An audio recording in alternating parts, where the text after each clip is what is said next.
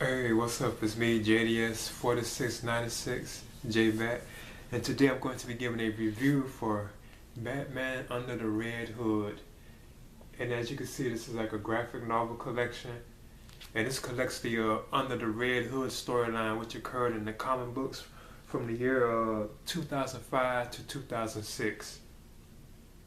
Now, this is basically a tale about like this mass vigilante known as the Red Hood. And people, like, they don't really know which side he is on. Is he like a hero? Is he a villain, because he's kind of like wiping the villains out. But at the same time, he's like aggressive and violent, even like deadly with it. He actually kills them. Even at one point, he decapitates like this group of like mobsters, I think, drug dealers. He cuts all their all their heads off or whatever. So it's like real gruesome, and it shows how violent that he was or whatever.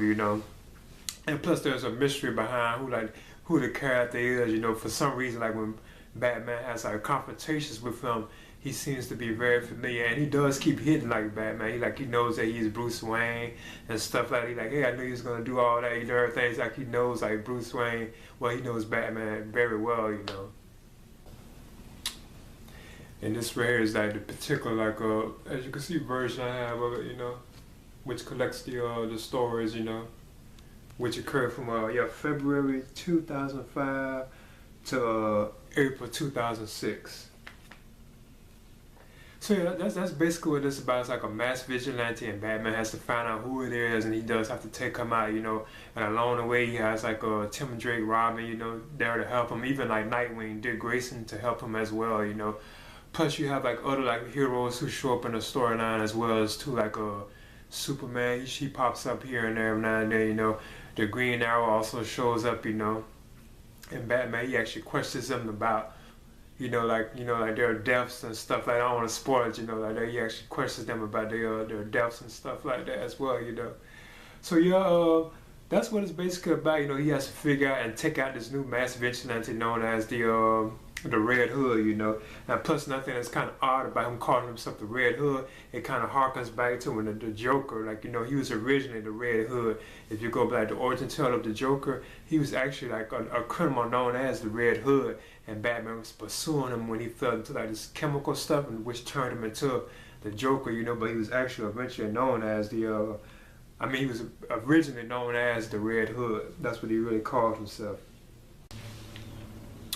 So yeah, this Red Hood character, he actually even takes over like the drug trades and stuff like that. So he wants to control that, and so he has like all the drug dealers and all that. He has them kind of under him, And at the same time, there's like conflicts with like the villain known as the Black Mask.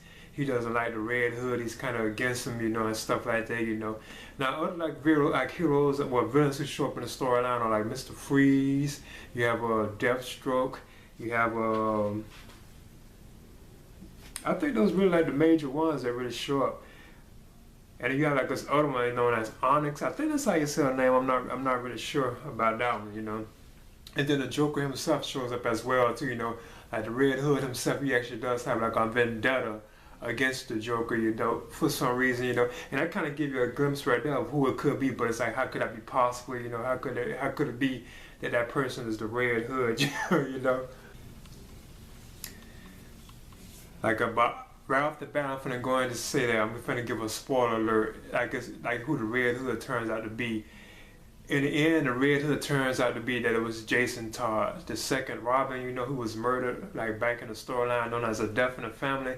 He was originally murdered by the Joker. Like the Joker beat him to death with like a crowbar, and then he exploded him. Both him and his mother, were killed like in the explosion, So off the bat, right there was actually Jason Todd, who was actually behind the Red Hood. And then it does like it touch on how how they did that, because throughout the story you still kind of suspect that it wasn't like Jason Todd. You kind of suspect that it wasn't. You really don't know. You don't believe that it's really him.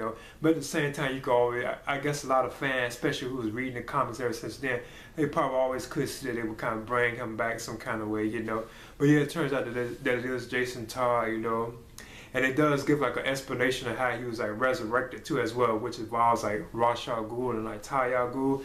It involves him going to like the Lazarus pit, and that's how he was in some kind of way resurrected and brought back to life, as and he chose to become the Red Hood, you know. So it actually was really him, not like no copycat, no clone, like Clayface, and they even touch on that too, like the Clayface kind of like to a certain extent, you know. But it really was him that, and he actually emerged out of his coffin. He comes out of his coffin, you know, out the grave and stuff. It shows all that, you know, not to spoil it, you know.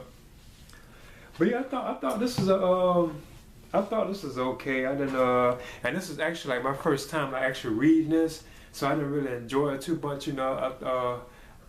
I thought like the story, I felt like it was kind of like rushed, you know, and like the artwork, not to criticize like the artists and stuff like that, because I really can't even draw myself, you know, so I'm not gonna be like knocking them, but I thought the artwork was kind of like rushed too as well, and kind of like sloppy, almost like careless, you know, because there's like certain scenes where it's like a person like grappled up with their grapple or something like that, and it's like it looked kind of like off, you know. And then look right, instead of him like swinging like he's actually like standing and stuff.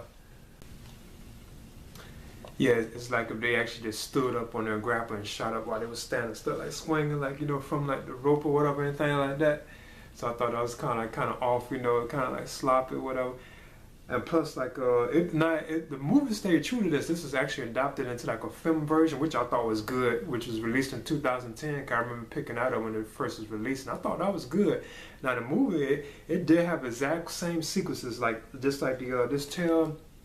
It was more violent. I suspected that too, cause like when the Red Hood like decapitates like someone like the drug dealers' heads or whatever in the film, in the actual comic book, you actually get to see their heads in the bag, you know, when he's making a threat to like the other criminals and stuff like that. But in the actual movie, you didn't see their heads, you know. But in the actual comic book, you know, you actually get to see their heads, and it's like very like bloody and graphic, you know.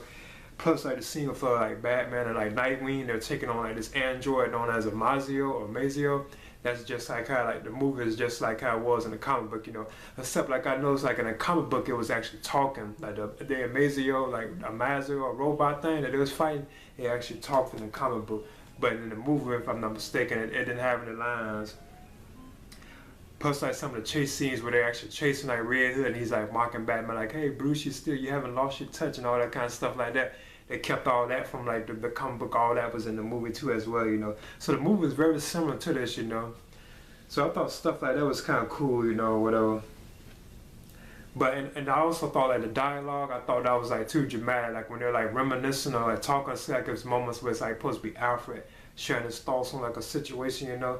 It feels like it's too dramatic, you know. It's like like they're trying to be too dramatic with it, but it was still cool and decent, you know. And another thing though, and like the scenes like before like Batman questioning like Green Arrow and Superman about their deaths, you know, because they died in the comic books. You know, Superman died from I think Doomsday, and I know the Green Arrow he had died too as well, because I think his son had took over as the Green Arrow when he had died. You know, but they both were resurrected, you know. So like Batman questions them about, you know, how could Jason Todd return from the dead and stuff like that, you know. But yeah, I would give this I think I would give this just a C. I thought this was like the story felt kind of rushed. The dialogue was too dramatic, and the artwork wasn't. It felt like it was kind of like sloppy. Not to hit the artists, you know, even like the writers and stuff. You know, I'm sorry guys, you know.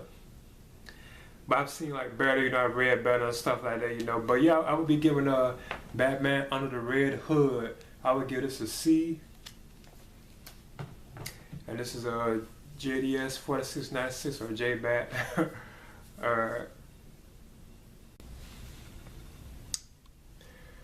Okay, as you can see, this is the Batman Under the Red Hood book. This is how it looks. It has an image of like Batman and the Red Hood on the cover, as you can see. And also has like the Red Hood on the back too as well. And it's collected issues Batman 635 to 641, 645 to 650, and the Batman Annual issue 25. I thought it was a cool looking book, you know. It was decent, and some of the artwork in it was kind of cool as well, you know. Like some of the artwork I had in it, I thought it was cool. So yeah, this is Batman Under the Red Hood, like the collection with a graphic novel you kind of consider, you know.